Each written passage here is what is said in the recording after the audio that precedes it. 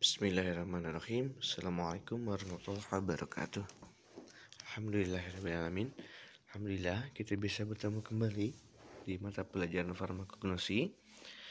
Kesempatan kali ini kita akan membahas tentang menganalisis sediaan obat tradisional.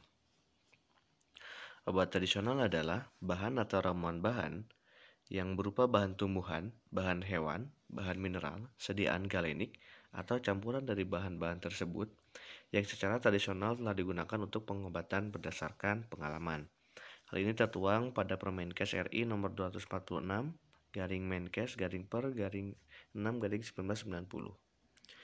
Berdasarkan dari pengertian obat tradisional, maka obat tradisional tidak diperkenankan jika di dalamnya ditambahkan bahan obat atau zat aktif. Misalnya, jamu pegalinu yang di dalamnya terdapat metampiron atau dexamethasone. Di seluruh penjuru dunia ditemukan cara-cara pengobatan tradisional dengan menggunakan bahan-bahan alam yang ada di lingkungan sekitarnya. Oleh sebab itu, pengobatan dengan berbasis bahan alam tidak akan kehilangan sumber bahan berkhasiatnya, karena bahan-bahan tersebut berada di lingkungan sekitar tradisi tersebut berada. Di Indonesia, obat tradisional disebut sebagai jamu. Jamu adalah obat tradisional Indonesia yang diwariskan dari para leluhur secara turun-temurun. Resep-resep jamu diwariskan baik secara lisan maupun tulisan. Beberapa jamu yang terkenal di masyarakat adalah yang pertama jamu beras kencur, jamu kunyit asam, dan jamu begalinu. Dan juga ada jamu telak angin dan lain-lain. Obat bahan alam. Yang pertama ada jamu, kemudian kedua ada OHT atau obat herbal terstandar, yang ketiga ada fitofarmaka. Kita akan bahas satu-satu. Yang pertama ada jamu atau empirical based herbal medicine. Jamu adalah obat tradisional yang dibuat dari tumbuhan, bahan hewan, bahan mineral, sediaan sarian atau galenik, atau campuran dari bahan tersebut yang secara turun-temurun telah digunakan untuk pengobatan berdasarkan pengalaman.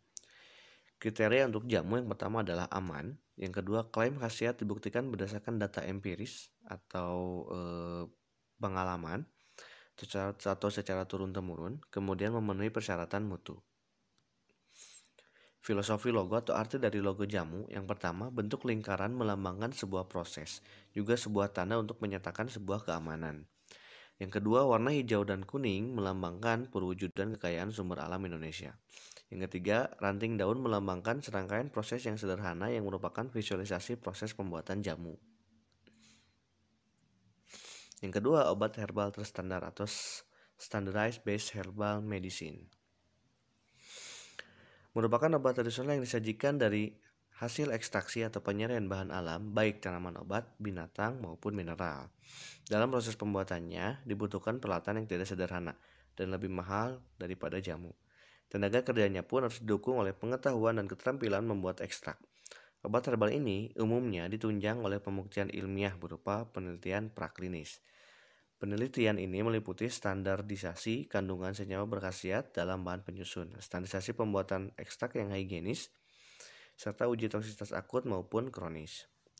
Kemudian kriteria untuk obat herbal terstandar atau OHT, yang pertama aman, yang kedua klaim khasiat dibuktikan secara ilmiah atau praklinik, bahan baku yang digunakan telah terstandar, yang berikutnya memenuhi persyaratan mutu.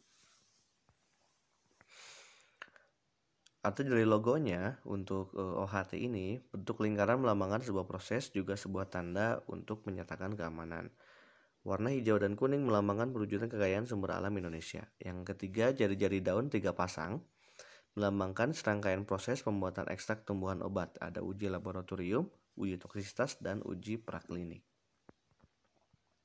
Yang ketiga ada fitofarmaka atau clinical based herbal medicine. Fitofarmaka merupakan obat tradisional yang dapat disejajarkan dengan obat modern.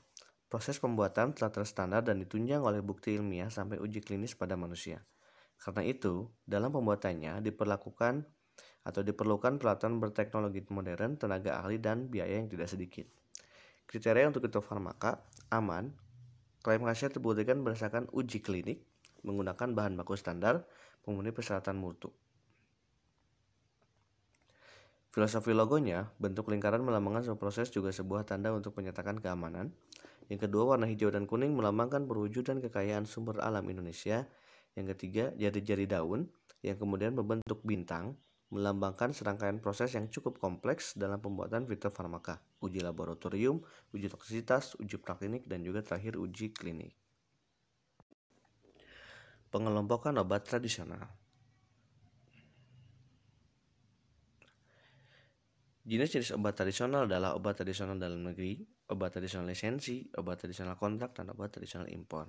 Hal ini terdapat dalam Peraturan Kepala BPOM RI nomor HK0005411384 tentang kriteria dan tata laksana pendaftaran obat tradisional, obat herbal standar, dan juga fitofarmaka. Obat tradisional dalam negeri adalah obat tradisional yang dibuat dan dikemas oleh industri di dalam negeri, meliputi tradisional tanpa lisensi, obat tradisional lisensi, dan obat tradisional kontrak. Obat tradisional lisensi adalah obat tradisional yang dibuat di Indonesia atas dasar lisensi. Obat tradisional kontrak adalah produk obat tradisional yang pembuatannya dilimpahkan kepada industri obat tradisional lainnya berdasarkan kontrak. Obat tradisional impor adalah obat tradisional yang dibuat di luar negeri tetapi diedarkan di wilayah Indonesia. Jenis-jenis sediaan obat tradisional yang pertama ada rajangan. Rajangan adalah sediaan obat tradisional berupa potongan simplisia, campuran simplisia, atau campuran simplisia dengan sediaan galinik yang penggunaannya dilakukan dengan pendidihan atau penyeduhan dengan air panas. Yang kedua ada serbuk, adalah sediaan obat tradisional berupa butiran homogen dengan derajat halus yang cocok, bahan bakunya berupa simplisia sediaan galinik atau campurannya. Yang ketiga ada pil.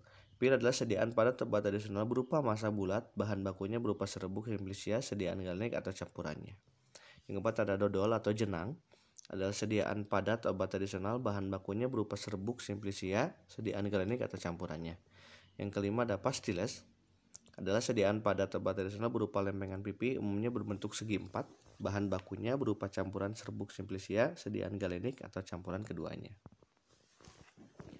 Yang keenam ada kapsul, sediaan obat tradisional yang terbungkus cangkang keras atau lunak, bahan bakunya terbuat dari sediaan galenik atau tanpa bahan tambahan. Yang ketujuh ada tablet, sediaan obat tradisional padat kompak, dibuat secara keempat cetak dalam bentuk tabung pipih, silindris, atau bentuk lainnya. Kedua permukaannya rata atau cembung, terbuat dari sediaan galinik yang dengan atau tanpa bahan tambahan. Yang kedelapan cairan obat dalam, sediaan obat tradisional berupa larutan emulsi atau suspensi dalam air. Bahan bakunya berasal dari serbuk simplisia atau sediaan galinik dan digunakan sebagai obat dalam. Kemudian ada yang ke-9 sari jamu, cairan obat dalam dengan tujuan tertentu diperbolehkan mengandung etanol. Yang ke-10 ada parem, piris, dan tapel, adalah sediaan padat obat tradisional, bahan bakunya berupa serbuk simplisia dan sediaan galinik atau campurannya dan digunakan sebagai obat luar.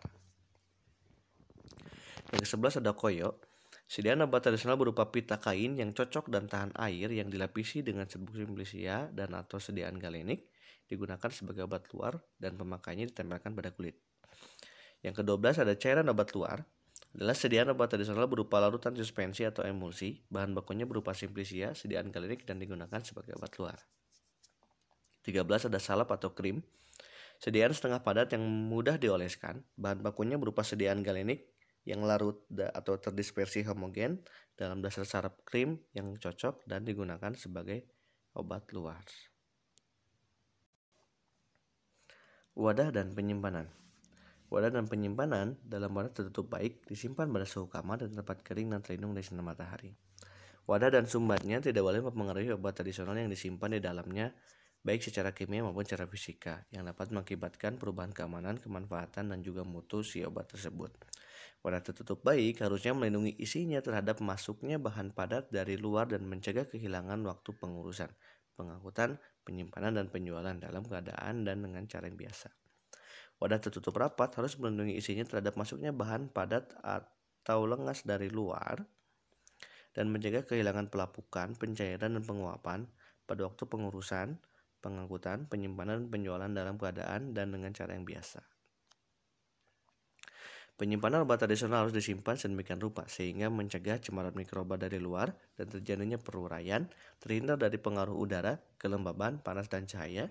Disimpan pada suhu kamar, yaitu pada suhu 15 derajat Celcius sampai 30 derajat Celcius. Disimpan di tempat kering adalah disimpan di tempat yang terhindar dari kelembaban. Disimpan terlindung dari sinar matahari adalah disimpan di tempat yang terhindar dari sinar matahari secara langsung. Alhamdulillahirobbilalamin, materi untuk sediaan obat tradisional yang ini setelah selesai. Mudah-mudahan bermanfaat bagi kita semua. Jazakumullah khairan. Wassalamualaikum warahmatullahi wabarakatuh.